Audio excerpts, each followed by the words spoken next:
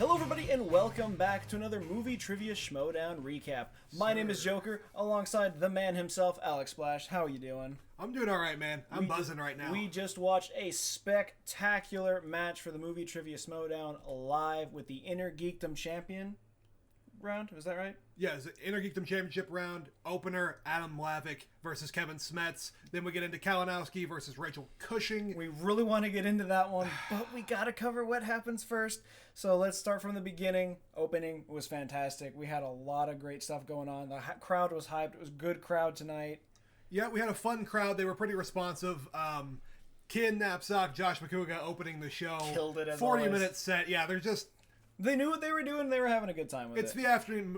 The afternoons beats the Schmoedown. It was always going to be a good time. It was a great time. And just like starting off from the lineup here, like even like with this round one that we had with Smets and Hlavac coming in, like that's a great way to open this, especially after Smets lost to Kalinowski with that one question, "Don't tell Peter." It's going to haunt him for probably the rest of his life. Yeah, it's going to be the Bespin. It's going to be one of those just hangs around for a while, but those competitors, the ones that have slipped up in the past, a lot of people have that moment, and they've all gotten past it for the most part. Yeah. Like we've seen people develop past that and really go on and make something out of it. Looks like Smets is trying to do that here. Plays a hometown kid and Adam Hlavac, and it got a little ugly. I'll say that. It did get ugly, but before we go any farther, as far as just reasonable stuff, be aware once again that this is spoiler heavy. So if you have not watched the match yet, we got the pay-per-view, so we paid to watch it early. If you haven't seen it, please wait and watch that, then come back and see the recap. We don't want to spoil this for you guys. I think that should be Friday, if I'm not mistaken. So this coming up Friday? Yes. So a week from today. Okay. Well, if you watched the pay-per-view, you're here now. So if not, you got 5 seconds to leave. And now we're going to go heavy into spoilers. So starting off, we had Smets versus Hlavac. So Smets was 3-1 with 3 knockouts, and Hlavac 3-3 with 1 knockout. So, the odds aren't really in his favor if you look at the statistics there. But, I mean, you never know what's going to happen. Yeah, especially you put him in a live crowd. Smets doesn't have a whole lot of experience with that. He was at the free-for-all, and he did... but...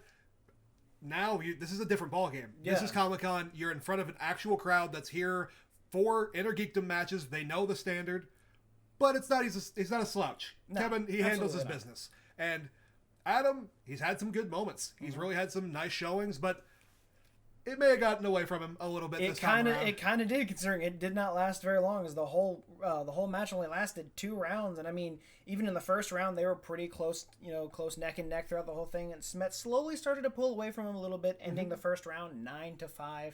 You can still come back from that to the first round. Like they said, it's anybody's game in the first 2 rounds. And then it really, really got rough for him in the second round, especially because Hlavac spun on opponent's choice.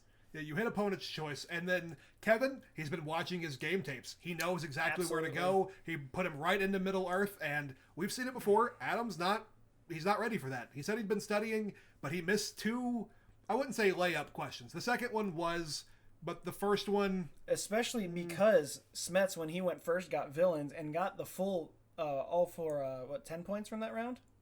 Yeah. Yeah, leading going in 19-5.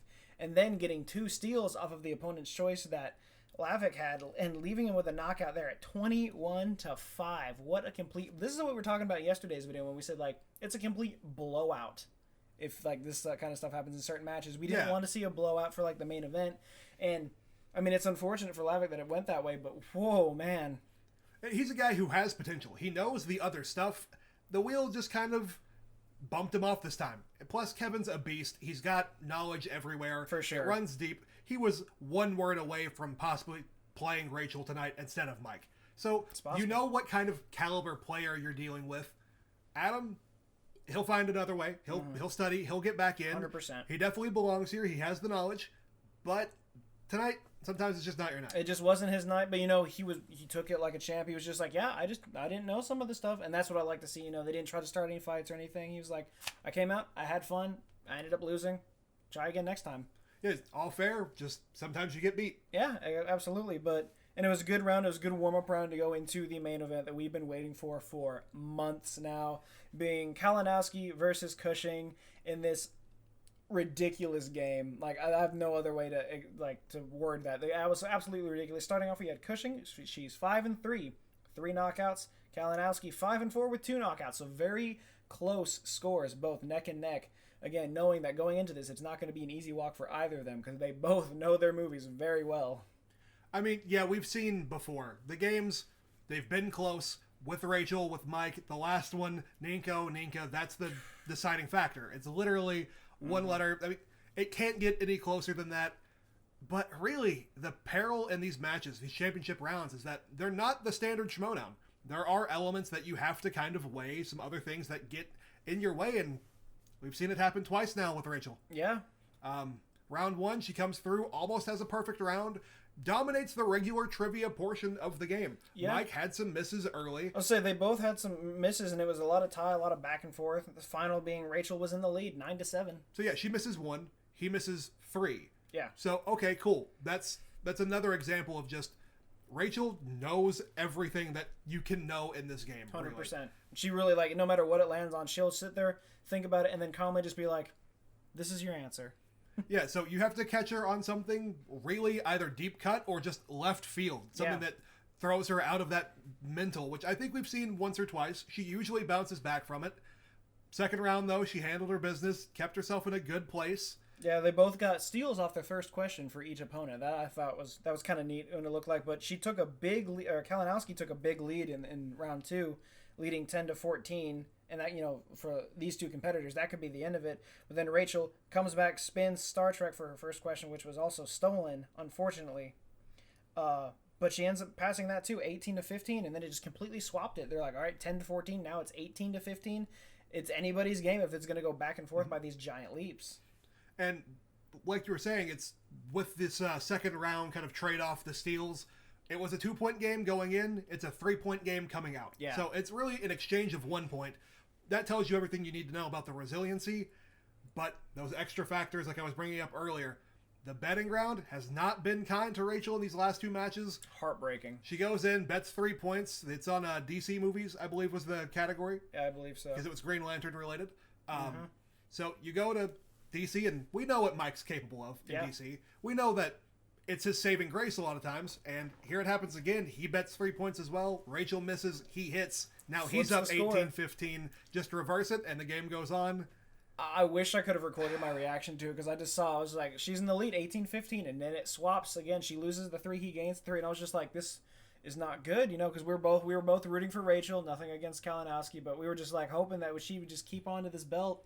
And when that flip happened, I was like, I'm honestly scared for her right now. The anxiety in the room was insane. The big issue there is we saw what happened last time. Yeah. Mike is good in the speed round. He is hard to beat. If he knows the answers, he's not going to get beat to the buzzer. Mm-hmm. And I think we saw that get to Rachel a little bit. I think it was the 3rd question of the round. She buzzed in, and she just fumbled over her words. She couldn't get there. She was trying to beat him to it. He already got the first 2 questions. And she only got 1 question in total in the speed round. Yeah, she ended up getting the last question right. Yeah, the last question, but that ended. She was way back behind. Yeah, now it was Kalinowski was in the lead, 21-15. Yeah, 15-21. She didn't really do herself any good by fumbling that one, so it just kind of. But I mean, even then, you could see they're both really nervous. Like I could see them walking up there, when they decided to move the buzzers to that center table, they were both shaking. I was shaking. I was just like, I can understand that they are both really nervous right now. So I don't blame her for fumbling the 1 question, because that could easily happen in a situation like this where it's such a high esteem between both people. So it's really a nerve-wracking thing to watch. The pressure is on when you know that the other person can really just dive in and they have a chance to hit every question. If you're playing somebody who's a little more unreliable, if you're playing a newcomer, sure, maybe you don't have that same kind of nervousness. You're like, okay, I missed 1, they'll slip up eventually. Yeah. That doesn't happen here. When you know your opponent. Yeah, you guys are the apex. You've played each other twice in straight singles competition. Yeah, it's insane. Yeah, there's no backing off of this. Either you just commit like they did and you go 3 points and you try to just either hit knockout range, you're swinging for the fences at all times. And now that's twice we've seen it not work out. So nope. That's hard to deal with. I would say if you're going to lose a game, not on the back of your own knowledge, if you're going to miss in that betting round is hard. And then especially with Kalinowski being so good in the speed round, you're just setting yourself up for a real steep mountain to climb. Yeah, and that's exactly what had happened. And that mountain to climb had my heart pounding When she spun, she got Star Trek, Star Wars, and Lord of the Rings, all things she's fairly familiar with, and got the full 10 points. Got every question right. Mm-hmm. She was in the lead 25-21, and that's when it got really scary because, like, you can count the points yourself. He only needs to get his 2 and his 3, or just the 5 by itself to win it all.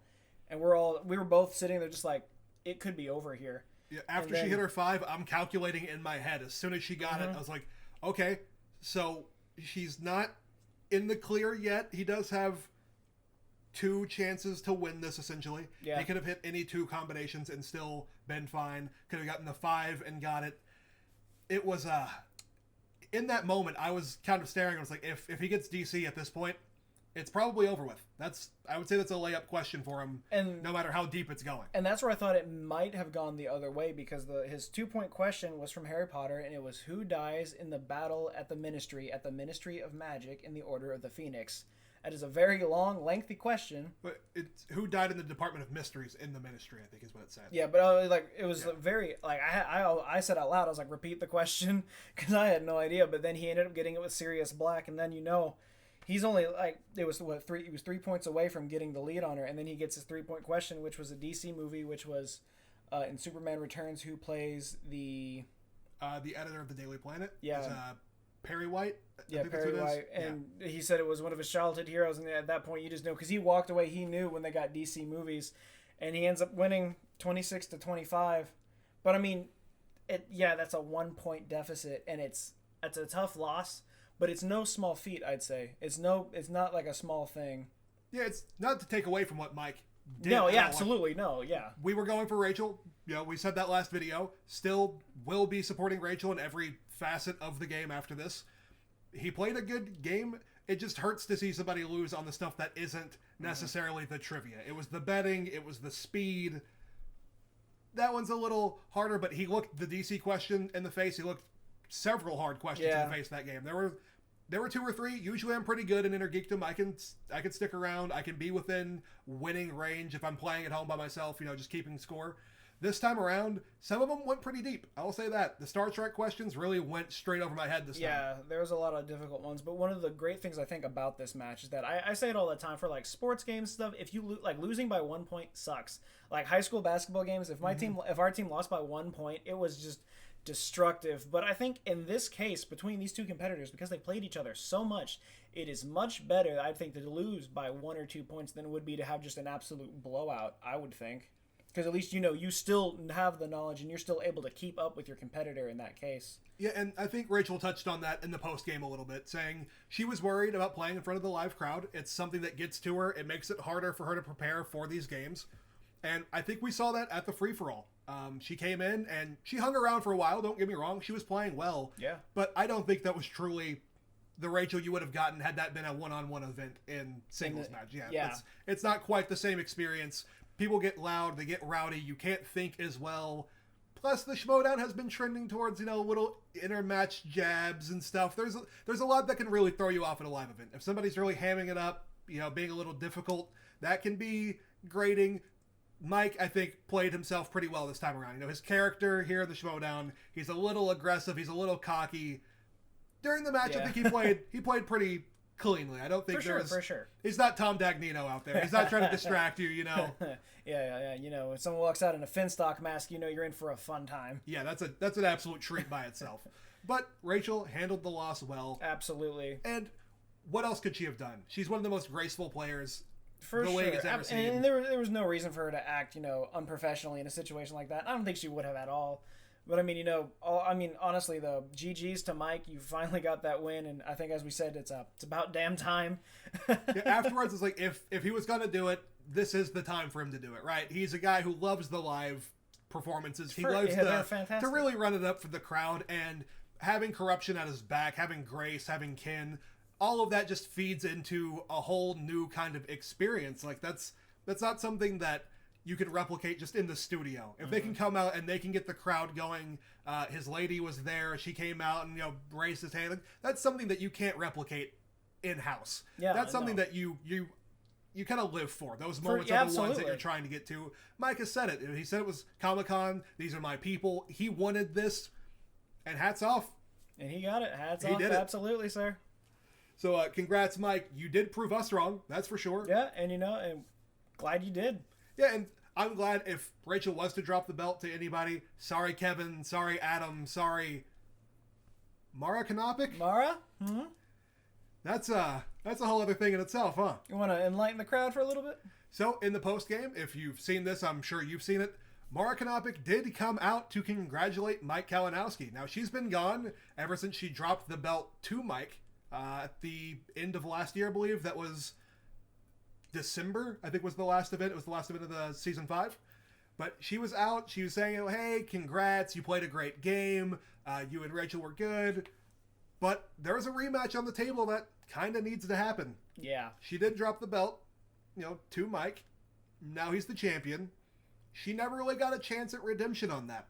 She didn't play anybody else. She kind of took a break. There were maybe some outside factors there, but she said that her cats are driving her out of the house, and now she's looking to get back in the ring, and she's really interested by the belt. And I mean, we need more competition in the Schmoedown for sure. We do need more people, specifically in Inner Geekdom. The talent pool outside of Mike and Rachel still has room to grow. They are the apex. They are the founding fathers. Mother and father? I don't know. But you get the point. They are the top of the food chain when it comes to Inner Geekdom, and everyone else is trying to catch up to them. So far, only Kevin has really come that close. Mara was there. She did do it. Jason Inman was there, but he stepped out. Mike issued a challenge to Jason. Yeah, so that was good. Good jump, buddy. We'll see. There's something shaking up there. But, I mean, if they're going to bring back some people, might as well be those two. Yeah, if you're going to re-energize the whole division again, if you're going to put more energy into it, those were the two best players currently not playing. For sure. And honestly, two that might have the claim outside of Rachel to be the best Inner Geekdom players of all time.